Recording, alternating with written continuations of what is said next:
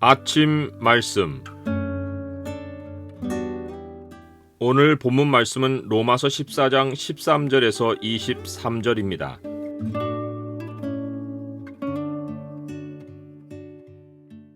오늘 본문을 약속의 창으로 보면 하나님 나라 삶의 요소가 무엇인지가 보입니다. 약속의 창을 보여주는 구절은 14장 17절입니다. 하나님의 나라는 먹는 것과 마시는 것이 아니요 오직 성령 안에 있는 의와 평강과 희락이라. 사도 바울은 형제들 간의 비판이 어떻게 일어날 수 있는지를 음식 문제를 예로 들어 매우 구체적으로 설명합니다. 이것은 비단 먹는 문제만 아니라 비판의 대표적 유형을 보여주는 것입니다. 우리는 이 예시에 따라 얼마든지 다른 문제들을 유추하여 적용할 수 있습니다. 기본 원리는 우리가 다시는 서로 비판하지 말고 도리어 부딪힐 것이나 거칠 것을 형제 앞에 두지 아니하도록 주의하라 라는 것입니다. 여기서 두 가지 강조점이 있습니다. 다시는 이란 말과 주의하라 라는 말입니다. 다시는 이란 말은 더는 이란 의미로 지금까지는 비판했을지라도 지금 이 말씀을 듣는 순간 이후로 더는 상대방을 비판하지 말라는 것입니다. 즉, 내 기준으로 상대방을 평가하고 최종 결론까지 내리는 일을 이 순간부터 그치라는 것입니다. 또 다른 강조점은 주의하라입니다. 문자적으로는 결정하라 라는 뜻입니다. 주의하는 것은 두고두고 마음에 새겨 조심하는 것이지만 결정하는 것은 조심하는 정도가 아니라 지금 결단을 내리는 것입니다. 비판은 그리스도께서 대신하여 죽으신 형제를 망하게도 할 수 있는 문제여서 조심해서 될 문제가 아니라 지금 당장 결단하고 내 안에서 끊어내야 할 문제입니다. 먹는 일로 비판하는 일은 이렇게 시작합니다. 예를 들어 조상 때부터 돼지고기를 먹지 않아온 유대인들은 그리스도인이 된 후로도 돼지고기를 극히 꺼립니다. 그런데 그 형제를 집에 초대해서 삼겹살 파티를 열면 이것이 부딪힐 것이나 거칠 것을 형제 앞에 두는 것입니다. 돼지고기 자체는 전혀 문제될 것이 없습니다. 예수 그리스도가 오신 후로 정하고 부정한 율법 기준은 더는 기능하지 않습니다. 예수님은 무엇이든지 밖에서 들어가는 것이 능히 사람을 더럽게 하지 못함을 알지 못하느냐? 이는 마음으로 들어가지 아니하고 배로 들어가 뒤로 나감이라. 이러므로 모든 음식물은 깨끗하다라고 하셨습니다. 그래서 사도 바울은 내가 주 예수 안에서 확신하노니 무엇이든지 스스로 속된 것은 없다라고 말합니다. 그렇지만 사람이 무엇이라도 속되게 여기면 그 사람에게는 그것이 속됩니다.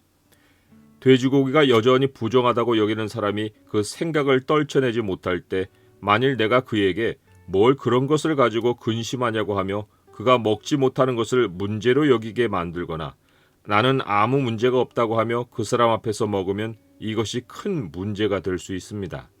돼지고기를 먹지 못하는 사람은 내가 그렇게 말하는 순간부터 문제 있는 사람이 됩니다.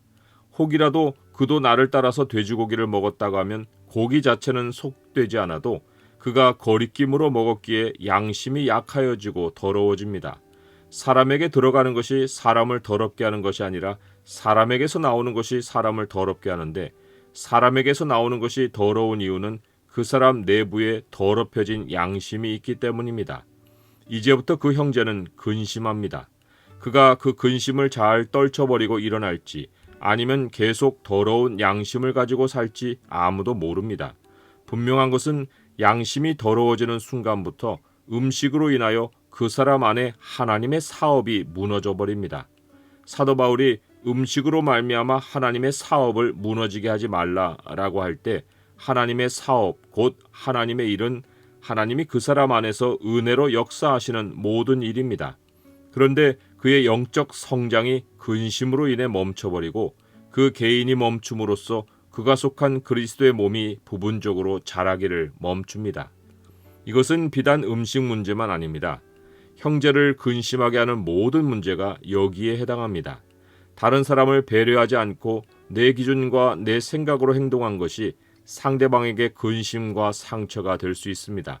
멀쩡한 사람을 문제로 만들어 놓고 나는 그 기준에 해당하지 않으니까 아무렇지도 않게 행동할 수 있습니다. 그러면 다른 사람의 영적 성장을 멈추게 해놓고 나는 영적으로 성장해 갈 수 있습니까? 다른 사람은 망하게 해놓고 나는 흥할 수 있습니까? 이 질문들에 대해 마땅한 답을 안다면 형제 비판이 얼마나 심각한 문제인지를 알 수 있습니다. 형제에게 사랑으로 행하지 않은 모든 행동은 비판입니다. 말이나 행동으로 비판하지 않더라도 부딪힐 것이나 거칠 것을 형제 앞에 두는 것 또한 비판입니다. 나는 아무렇지도 않게 여기고 오히려 선하다고 생각하고 한 일이 비방받을 문제가 될 수 있습니다. 그러므로 우리는 나의 선한 것이 비방을 받지 않도록 하기 위해 타인의 믿음의 분량을 항상 배려하고 행동해야 합니다. 그리스도인은 나만 옳으면 되는 것이 아니라 형제가 근심하지 않는 옳은 일을 해야 합니다. 나에게는 전혀 문제될 것이 없어도 형제에게 문제가 될 것 같으면 하지 않는 것이 옳은 일입니다. 설령 하나님의 말씀이 허용하고 있어도 형제의 믿음의 분량이 아직 그 말씀을 따를 준비가 되어 있지 않으면 형제와의 관계를 유지하기 위하여 그 형제의 믿음의 분량에 보조를 맞춰야 합니다. 이것이 형제를 사랑하는 행동입니다. 우리는 하늘의 시민권을 가진 하나님 나라 백성입니다. 하나님 나라는 먹는 것과 마시는 것이 아니요 오직 성령 안에 있는 의와 평강과 희락입니다. 오늘 돼지고기를 먹느냐 채소를 먹느냐는 옳고 그름의 문제가 아닙니다. 속되게 여기는 그 사람에게만 속되고 그렇지 않으면 전혀 문제될 것이 없는 것들은 절대적인 진리의 문제로 다룰 것이 아닙니다. 이런 문제에 있어서 믿음이 강한 자는 믿음이 연약한 자를 위해 얼마든지 사랑으로 양보할 수 있습니다. 하나님 나라는 첫째로 성령 안에 있는 의입니다. 이 의는 성령의 생각으로 하나님과 연결되는 것입니다. 하나님 말씀 앞에서 성령의 생각과 하나가 되는 것입니다. 둘째는 성령 안에 있는 평강입니다. 영의 생각은 생명과 평안입니다. 하나님과 연결되면 평강이 마음을 주장합니다. 하나님은 기도 응답으로 언제나 평강을 주십니다. 기도 응답 없이 움직이는 모든 일에는 비판하는 일이 생깁니다. 그리스도의 평강이 마음을 주장하면 한 몸을 이루고 감사가 나옵니다. 셋째로 하나님 나라는 성령 안에 있는 희락입니다. 하나님과 연결되고 영의 생각으로 평강을 얻으면 나의 기쁨을 사람들과 나눌 수 있습니다.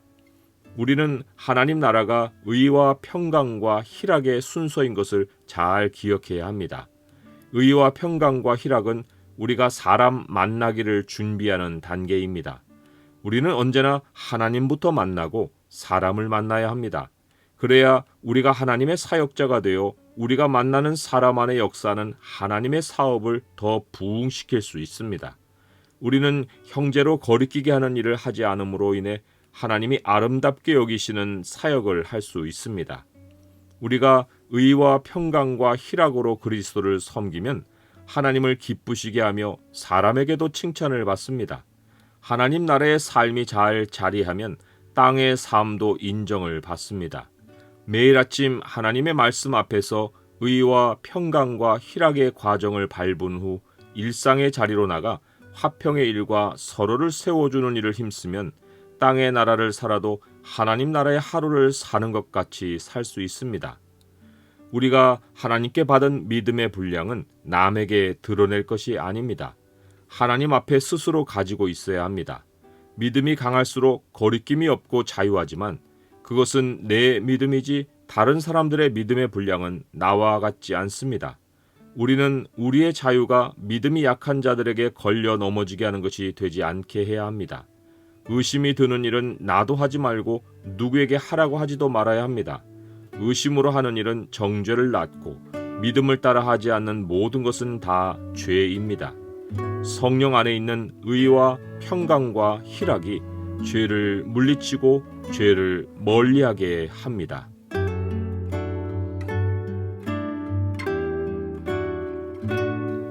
주님, 선한 것이라도 비방을 받을 수 있음을 기억하게 하옵소서. 제가 옳다 하는 것으로 사람들과 관계하지 않고 다른 사람의 믿음의 분량을 헤아려 사랑으로 행동하게 하옵소서. 매일 의와 평강과 희락으로 시작하고 살게 하옵소서. 예수 그리스도 이름으로 기도드립니다. 아멘.